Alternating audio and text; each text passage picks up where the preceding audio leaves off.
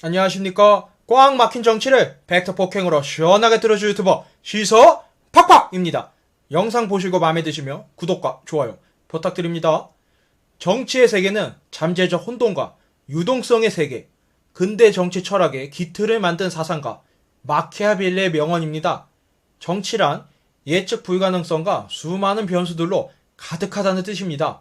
이 문장은 지금 2023년 대한민국의 정치에도 그대로 적용됩니다. 총선을 앞두고 그들이 등장했기 때문이죠. 바로 이명박과 박근혜의 등장입니다. 두 명의 전직 대통령은 아주 묘한 공통점이 있습니다. 윤석열 대통령이 검사 시절 직접 이명박과 박근혜의 수사를 담당하고 결국 윤석열 검사에 의해 감옥에 들어간 사람들이라는 사실이죠.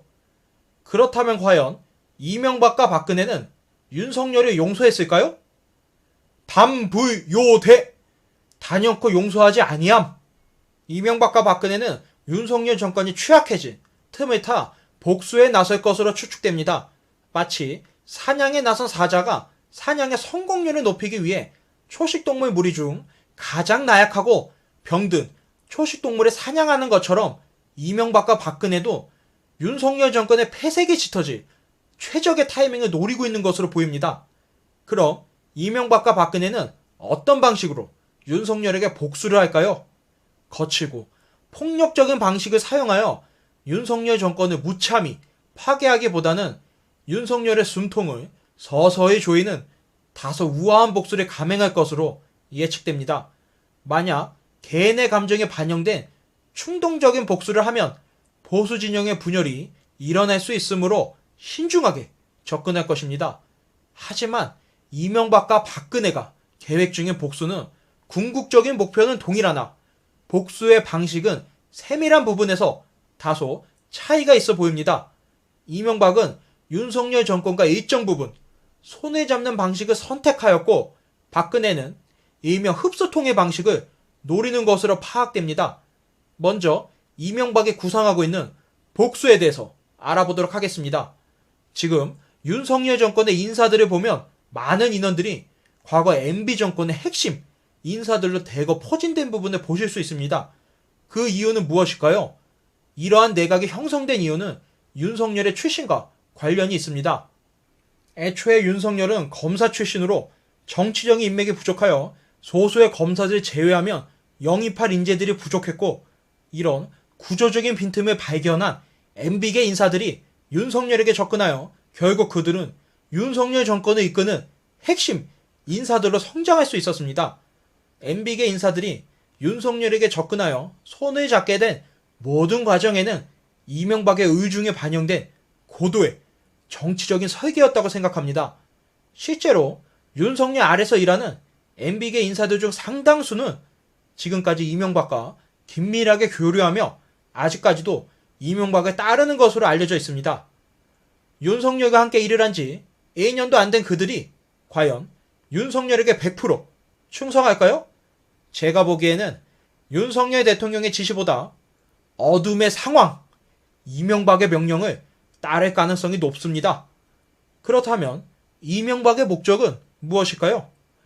정치적으로 무능한 검사 세력 위에 군림함으로써 다시 한번 대한민국의 대통령 노릇을 하는 것입니다.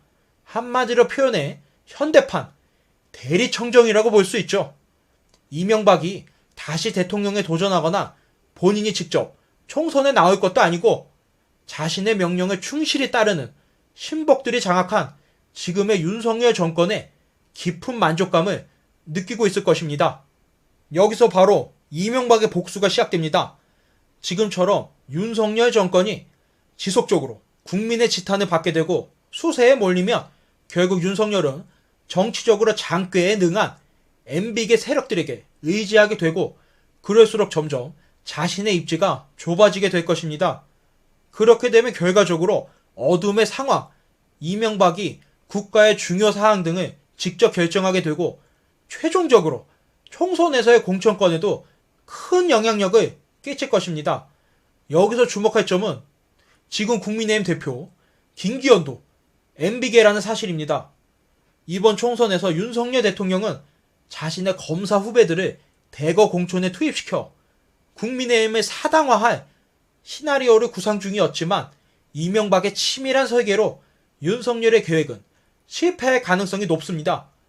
MB계는 이명박의 지시하에 검사들을 공천에서 배제시키고 이번 총선에서 본인들이 직접 출마해 사실상 국민의힘 장악을 시도할 것입니다.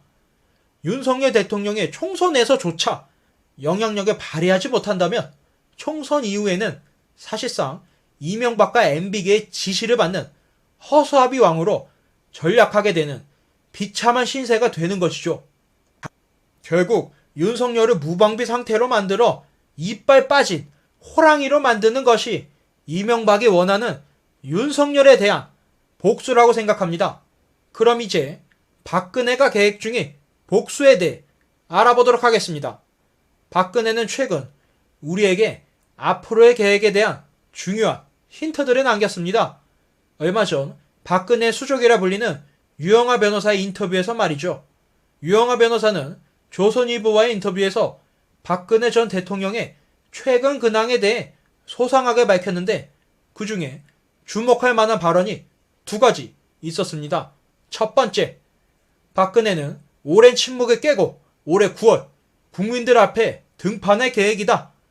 두 번째, 더 이상 정치적인 의미의 침박은 없다고 단호하게 말하며 탄핵 과정 속에서 정치인들의 배신에 대해 환멸을 느꼈다고 말했습니다. 또한 최근 이야기가 나오고 있는 대표적인 친박 인사인 최경환과 우병우의 등판과 관련해 확실하게 선을 그으며 본인과 연결짓는 정치적 소문을 일축시켰습니다. 그럼 앞으로 박근혜의 계획은 무엇일까요? 박근혜는 이명박과 달리 직접 정치에 등판할 가능성이 높습니다. 과거 박근혜는 자신의 아버지 박정희의 명예를 회복시키기 위해 대통령에 도전했다고 말했습니다. 하지만 이번에는 탄핵을 당한 자신의 명예 회복을 위해 등판할 것으로 예상됩니다. 그 시작은 바로 자신의 정치적 지지 기반인 영남을 중심으로 한 신당 창당입니다. 박근혜가 직접 총선에 출마할지는 저도 모르겠습니다. 하지만 확실한 사실은 신당을 이끄는 대표로 총선 과정에서 자신의 당에 소속된 후보들의 당선을 위해 누구보다 열심히 선거운동을 지원할 것이라는 사실입니다. 박근혜는 보수계의 선거의 여왕이라고 불렸던 전적을 가졌던 인물로 탄핵 이후 과거의 영광에 비해 다소 힘은 빠졌다 하더라도 내년 총선에서 어느 정도의 영향력을 행사할 파워는 아직 남아있다고 생각합니다. 박근혜가 만든 신당으로 출마하는 인물들은 비교적 새로운 인물들 위주로 포진될 것으로 보입니다. 앞서 인터뷰에서 말했듯 박근혜는 친박이라고 말하는 자들에게 깊은 실망감을 느꼈기에 남아있는 친박계 인원 중 끝까지 자신을 배신하지 않은 소수의 정치인들을 제외하고 대다수의 인원들은 이번 기회에 새로운 보수 인재들을 발굴해 총선에 임할 것입니다. 박근혜 신당이 영남을 넘어 수도권에서도 예상외로 선전할 수 있는 좋은 조건이 있습니다. 바로 박근혜는 확실한 아스팔트 지지층이 전국적으로 있기 때문입니다. 박근혜처럼 팬덤이 강력한 정치인은 역대 보수 정치인 중 생각보다 드문 편입니다. 또한 지금 윤석열 정권을 가까스로 지탱하는 30% 초중반의 지지자들은 대부분 과거 박근혜 지지자들입니다. 따라서 박근혜가 신당을 만들면 윤석열을 지지한다고 말했던 유권자들이 국민의 힘이 아닌 박근혜 신당으로 일부 이동할 가능성이 높습니다. 박근혜는 내년 총선에서 소기의 성과를 달성한 다음 이를 바탕으로 총선 이후 국민의힘과 일명 흡수통일을 진행해 사실상 국민의힘을 박근혜 당으로 만드는 것이 목표입니다. 박근혜 신당이 만약 전국적으로 30석 이상 당선된다면 국민의힘 입장에서는 애써 모른 척 무시하기가 쉽지 않을 겁니다. 국민의힘은 집권 여당으로서의 입지를 지키기 위해 박근혜 신당과의 합당을 먼저 요청할 확률이 높습니다. 윤석열이 향한 이명박과 박근혜 복수의 종착역이 아이러니하게도 MB계와 친박계의 국민의힘 당권 싸움으로 끝날 수도 있다는 사실이 흥미로운 부분입니다. 마지막으로 윤석열 대통령에게 개인적으로 하고 싶은 말이 있습니다. 대통령이라는 자리는 국민이 위임한 권력을 국민의 삶을 위해 사용하는 자리입니다.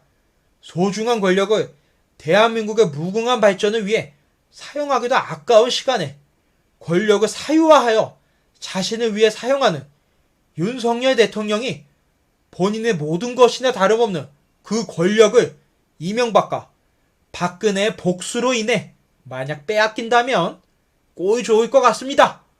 지금까지 시서 팍팍이었습니다. 긴 영상 봐주셔서 감사합니다. 좋은 하루 보내세요.